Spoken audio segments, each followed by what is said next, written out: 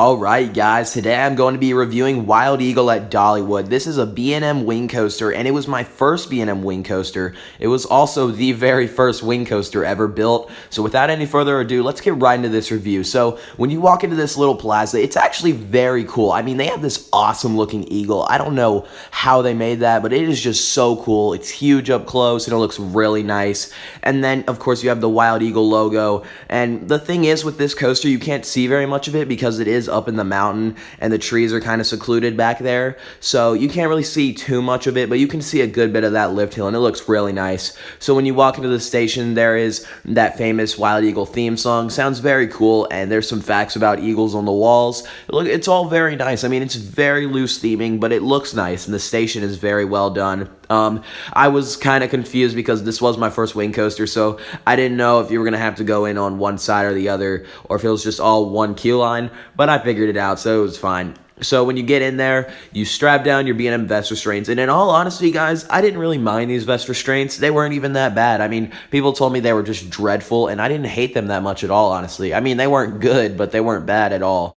So you pull them down, and you start out the station, and begin the climb to the 210-foot peak, I'm pretty sure, or maybe it's just 200 feet. I did hear that this is weird terrain, so it's over like 200 feet, but the drop is only about 130 feet because it goes up onto the mountain. So that's just something very cool to note out. Anyway, you start up the lift hill, and when you get to the top, you're going to go down the drop, which is about 135 feet. And honestly, this drop is okay. It's not really that great. It's really nothing much. I mean, it's just fine. I mean, if you're in the back row, maybe you feel a little bit of wind, but it's overall just an okay drop. Now you have to remember, I got to ride this coaster once in the front row inner seat and in a back row outer seat, so I got some pretty good experiences on it, so it was alright.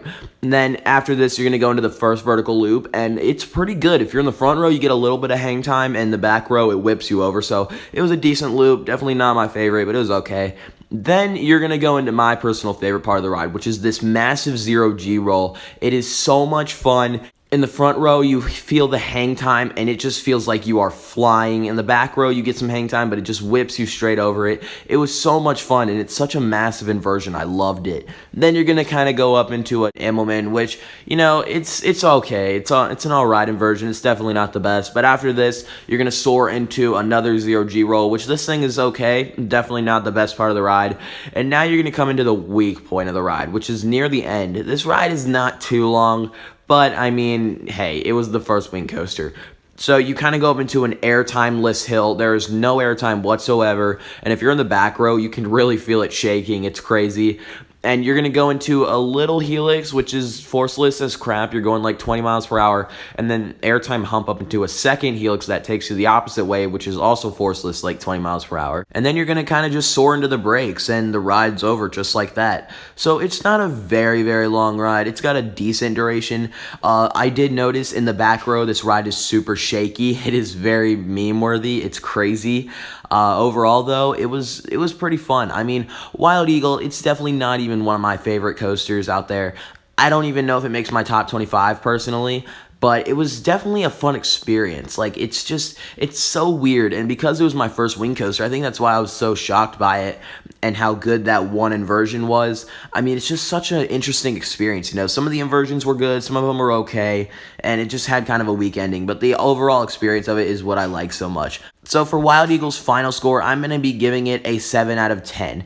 I don't hate this ride. I just, you know, it's not like in my top 10 or anything, but it was pretty fun. It's a new experience.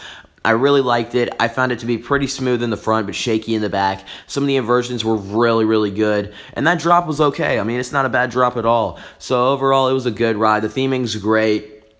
The color scheme was really nice. So yeah, this has been my Wild Eagle review. Thank you guys for watching. I hope you enjoyed the video. Post your comments down in the section below. What did you think of this review? Don't forget to like and subscribe. And until next time, coaster fans, I will see you later.